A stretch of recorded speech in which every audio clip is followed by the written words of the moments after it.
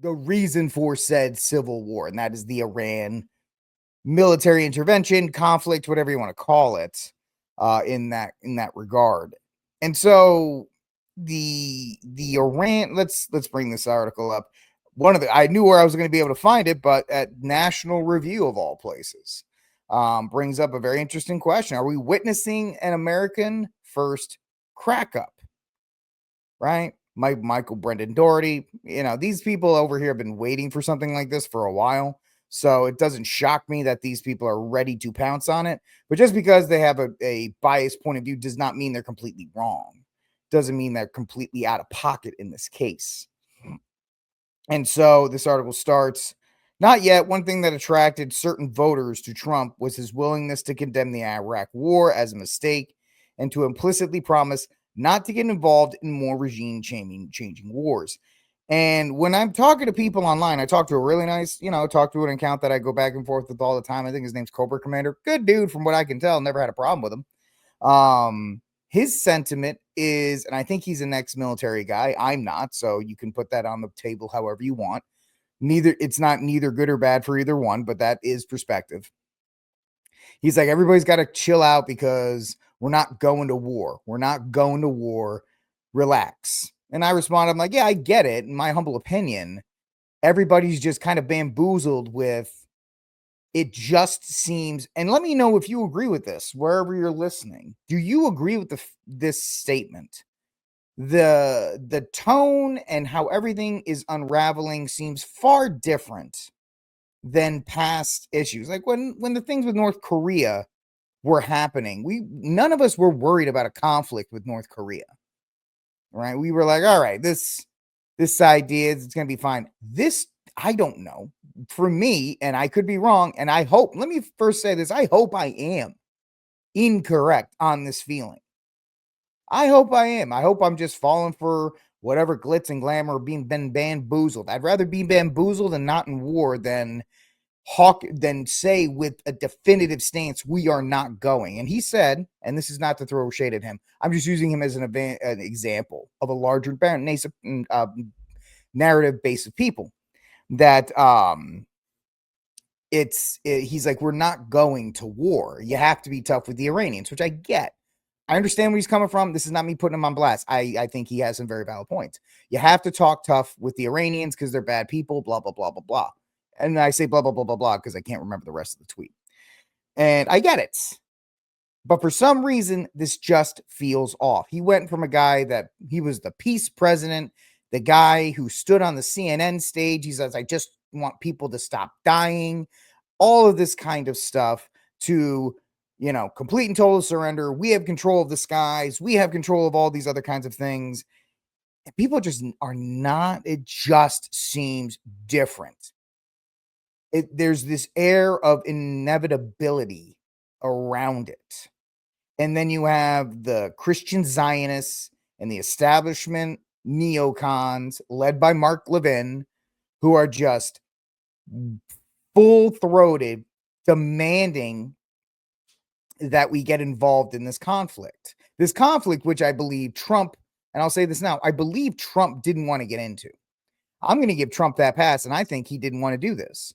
I think the Israelis got off the chain and they initiated this attack to force the United States in. I truly believe that because they've, decided, because we talked about it yesterday. Bibi was saying they have the bomb now, and then 2 days later they may have a bomb in 12 months. Like they're lying, but they've desperately had Iran in their crosshairs for so long, along with the neocon establishment in DC. They're one and the same. And it just seems that they are trying to literally overpower Trump at this point and force him into this conflict. And that's why you have people like Tucker and others coming out and Trump rebuking them so hard, because I think no matter how strong you are as a personality, you can eventually be whittled down.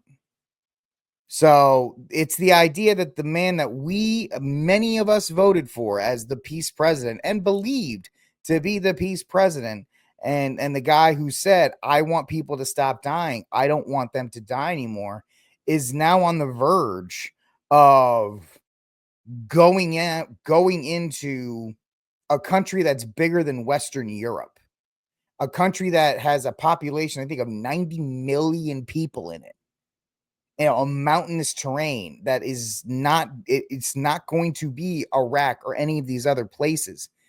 And so it just seems that this is something that there's two, and we'll talk about that more when we get into the Iran thing. But I'm trying to set the stage more here for the breakup.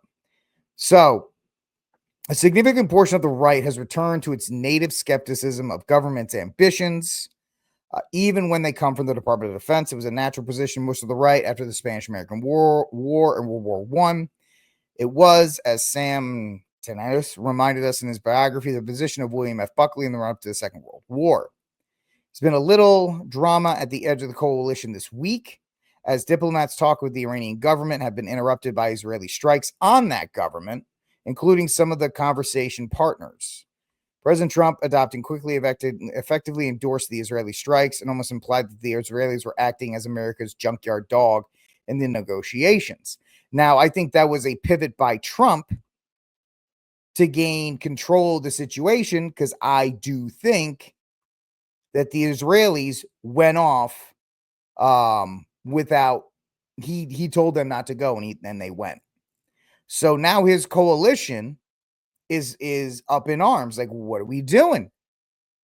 What do we do? Why are we even talking about amassing a strike? Why is Trump even saying this? Is the same Trump that in his first term, when the Iranians shot down a drone, he pushed back on John Bolton blowing up Iran back then. What has changed? What has changed in this regard? I think that's what people are trying to ask. So now a slice of the Trump supporting right is now critical of the president. If you are asserting conspiracy theories about Israeli control over the president, I don't think the Israelis have control over the president. I think they launched the strikes to try and force his hand into it. Others assert that Israel has humiliated Trump by killing some of the very people the American delegation was dealing with. And others still suspect that Israel, having launched its campaign against the government of Tehran, will inevitably cajole the United States to join it. That is my opinion. So people are saying, oh, it's not a great, don't worry about it. It's not going to happen. There's no reason for this to be America's war. Ironically, many opponents of U.S. involvement in the Middle Eastern war share the premise of supporters of intervention. Common assumption is that America really can and should control events in the region. One side said we must get involved to aid Israel. The other side says we must get involved to restrain. The latter camp takes for granted that President Trump could simply have ordered Netanyahu not to attack Iran. I think he did, and I think the Iranians went anyway. I think the Iranians did it anyway. That's the problem. The Iranians will blame us for Israel's actions no matter what, so we should have prevented Israel. I think that's a problem.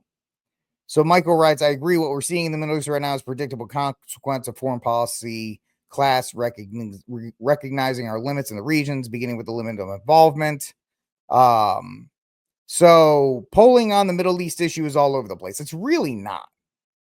Most within the MAGA movement are not in favor of it. Most of us are not in favor of intervention with Iran. Most of us don't want to go back to the Middle East. Republicans simultaneously report that they do not trust the Iranians to keep their word, and that they hope the United States does reach a diplomatic settlement with the Iranian nuclear question. If you ask the public whether they favor strikes to keep their nuclear weapons out of the hand of the Iranians, they endorse that too.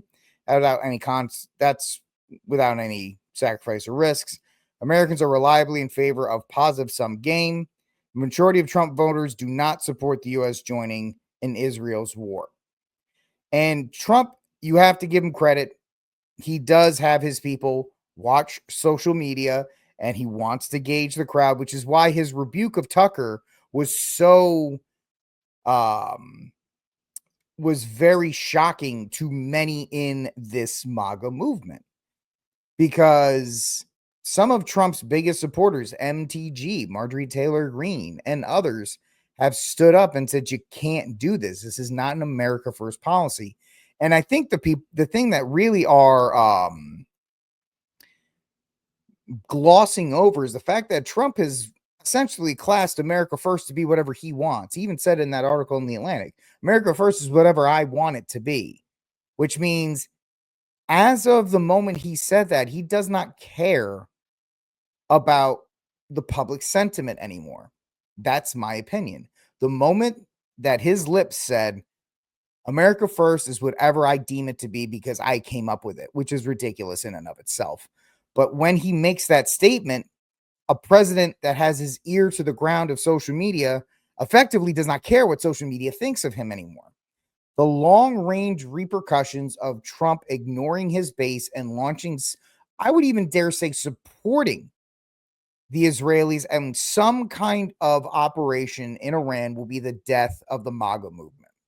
It will fracture because the people who loved Trump as the outsider that he supposedly painted himself as, the man who criticized military involvement, who said in a tweet back in 2011, 2012, that the only reason Obama was going to go into Iran is because he was a terrible negotiator, is now turned around and said, we need total surrender. We have total control of this, guys. And we'll get into that more and more when we actually talk about the Iran conflict situation coming up. And I think a lot of us are just worried that this coalition is pretty much over. Not that I really cared about the coalition, because the coalition became more LGBT, pro-abortion type of things that, we as Catholics and evangelical Christians even are not big fans of. And it became more Protestantized and more, it seems like, and I think this is a product of just being in politics so long. The longer you're in politics, the longer politics shapes you. Right? The longer you're in politics, the longer politics shapes you, and politics are eventually shaped. Trump's been in politics for 10 years. It'll be 8 as president and 12 as a candidate for public office. And eventually those, what you say one time, you can eventually be molded to in another. And that's what we're really looking at this. So it is disappointing to watch. And I think it goes beyond. Some people are saying, hey, this is a necessary conversation. It's okay to have this. And I get it, because the supposed MAGA coalition is so diverse that these things are going to happen. But I think the majority of people in the MAGA coalition could agree on one thing, and that is no wars. No wars, especially in the Middle East. We don't want to be involved in the Middle East, and support for Israel, as we talked about yesterday, is very divisive. In the older generations, they love it. Everybody else is like, nah, we're good. We don't want to get involved in a war in Iran. We don't want to go fight and die for Israel. Boomers do, because boomers aren't going to get drafted and boomers are not going to go in.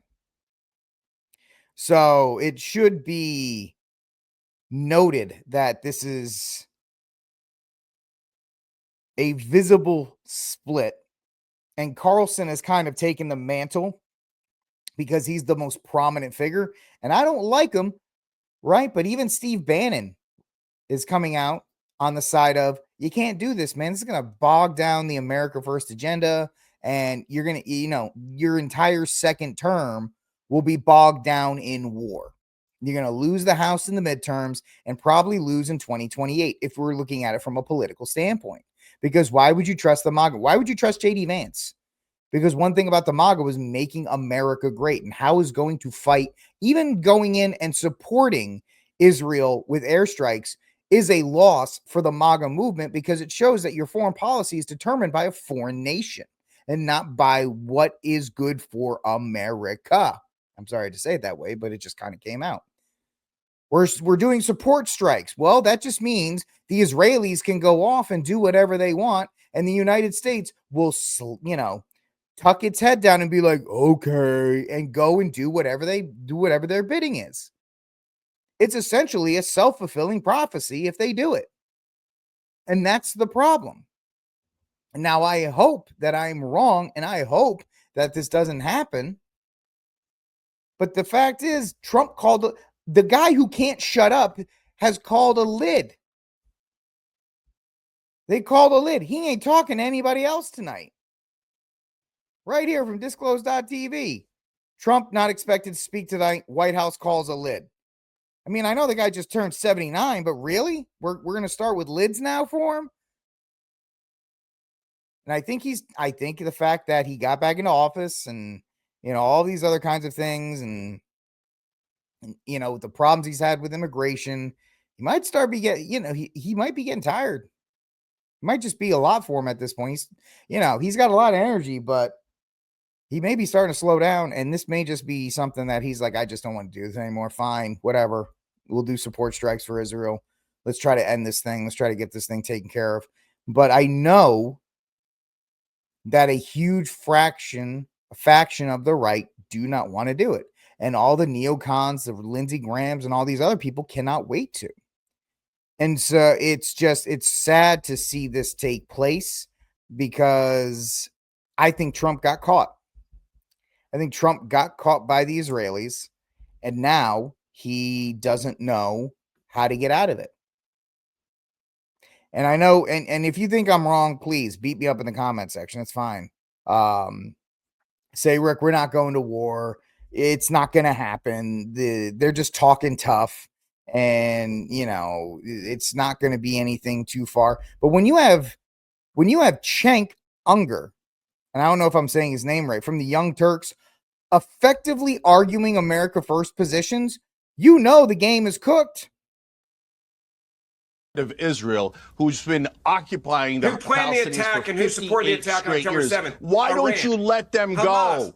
Why don't you let a foreign people go? How much do you want to oppress and humiliate and murder them? Now you're going to murder Iranians. And by the way, Ben, I think you forgot. You're an American, not an Israeli. Act like an American, not an Israeli. What are you, a foreign agent? Why are you working for a foreign government? Why don't you care about American interests? I don't work for a foreign government. We got no interest in this war. All right. I have an interest in people being able to live a life without fear of bombs coming into their backyard.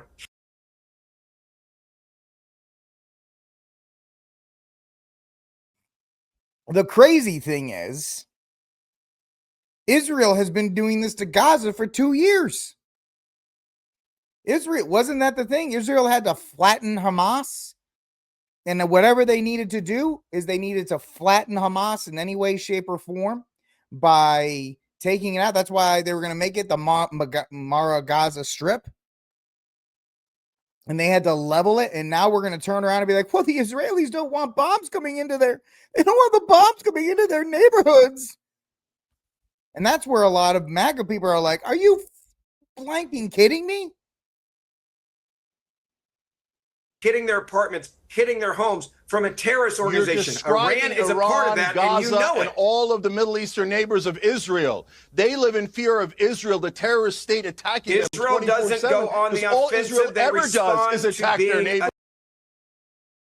Last time I checked, Israel was the one who started this current conflict. They are the ones who did a preemptive strike on the Iranians. And everybody just kind of memory hold that whole thing. And take their land. All right. Because here we go again with the neocons, just like they did with the Iraq war. We're going to liberate the Iranians by dropping a bomb on their heads. And once we murder them, they'll love us and they'll want to get rid of their regime. You can tell all these stories about the regime, and those are true. They're fundamentalists. They're not good guys at all. Saddam was not a good guy. That doesn't mean that we had to invade Iraq and cost ourselves several $1 trillion and over 50,000 Americans dead on behalf of Israel, who at the time called Iraq their number one enemy, and who had but that is not what's that is not what's happening. And in this case, Iran did not attack Israel. Israel attacked Iran. Stop lying. Stop lying. Israel attacked Iran. Iran did not attack Israel. I am perfectly happy to say Israel is the aggressor. They did through their proxies, Piers. They did through their proxies. Yeah, Iran we did the proxies, Hamas, and all these other kinds of people. No.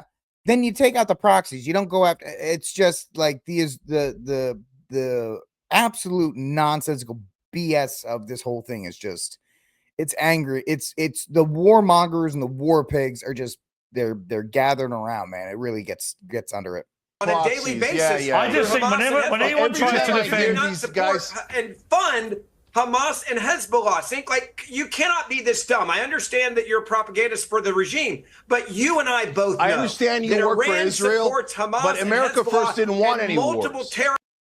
And that's what Cenk said is 100% correct. And when Cenk Uygur from the Young Turks is making these points more effectively than any Republican, you know the movement's cooked as of right now. As of right now. Yeah, it's a little interesting that Hamas pretty much was, and with a little bit of an assist from good old US of A.